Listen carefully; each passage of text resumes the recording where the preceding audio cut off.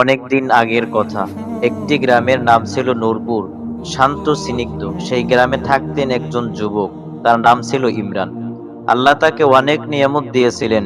সুস্থ শরীর, ভালো কাজ, সম্মান, পরিবার সবই ছিল। কিন্তু দুঃখের বিষয়, ইমরান কখনো এসবের কদর করত না। সে বলতো, সুস্থ থাকা তো স্বাভাবিক, এতে আবার কৃতজ্ঞতার কি আছে? ফজরের আজান শুনলেও ঘুম থেকে উঠত না। মসজিদে যেতে আলসেমি করত। নামাজ পড়লেও তাড়াহুড়া করে মনোযোগ ছাড়া। একদিন জুমার খুতবায় ইমাম সাহেব বললেন, দুটি নিয়ামত আছে যা নিয়ে অধিকাংশ মানুষ প্রতারিত। এক নাম্বার সুস্থতা, দুই নাম্বার অবসর সময়। ইমরান শুনল ঠিকই, কিন্তু গুরুত্ব দিল না। একদিন হঠাৎ ইমরান মারাত্মক অসুস্থ হয়ে পড়ল। জ্বর, শরীর ব্যথা, শ্বাস নিতে কষ্ট। ডাক্তার বললেন এটা দীর্ঘমেয়াদী রোগ, পুরোপুরি সেরে উঠতে সময় লাগবে। সেই দিন থেকেই ইমরানের জীবন বদলে গেল।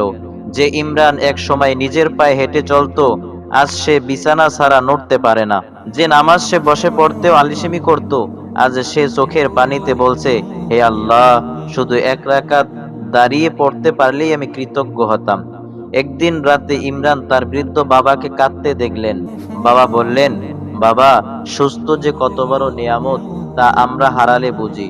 সেই রাতে ইমরান প্রথমবার গভীরভাবে দুহাত তুলে দোয়া করলো, হে আল্লাহ, আমি সুস্থ থাকতে তোমার কদর করিনি, আজ বুঝতে পারছি সুস্থতা ছাড়া দুনিয়ার কিছুই আনন্দের নয়। তার চোখ দিয়ে অঝরে পানি পড়ছিল। মাসের পর মাস গেল, ইমরান ধীরে ধীরে সুস্থ হতে লাগলো। যেদিন সে প্রথম নিজে দাঁড়িয়ে নামাজ পড়তে পারলো, সেদিন সে সিজদায় পড়ে কাঁদলো, ইয়া আল্লাহ, আজ আমি বুঝেছি সুস্থতা মানে শুধু শরীর ভালো থাকা নয়, সুস্থতা মানে তোমার ইবাদত করতে পারা। আজ ইমরান এক নতুন মানুষ। ফজরের আজানে সবার আগে মসজিদে যায়, সুস্থ মানুষের জন্য দোয়া করে, অসুস্থদের দেখতে যায়, মানুষকে বলে, ভাই, সুস্থ থাকতেই আল্লাহকে ভুলে যেও না। সে সবাইকে স্মরণ করিয়ে দেয় আল্লাহর বাণী, যদি তোমরা কৃতজ্ঞ হও, আমি অবশ্যই তোমাদের নেয়ামত বৃদ্ধি করে দিব। আমার প্রিয় ভাই ও বোনেরা, আমরা যারা আজ সুস্থ আছি, এই সুস্থতাই আল্লাহর এক বড় নিয়ামত। হারানোর আগে এর কদর করি এবং নামাজ ও ইবাদতের মাধ্যমে শুকরিয়া আদায় করি।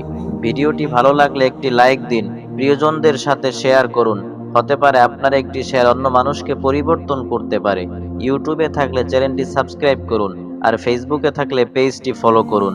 আল্লাহ আমাদের সবাইকে সুস্থতা ও কৃতজ্ঞ বান্দা হিসেবে কবুল করুন। আমিন।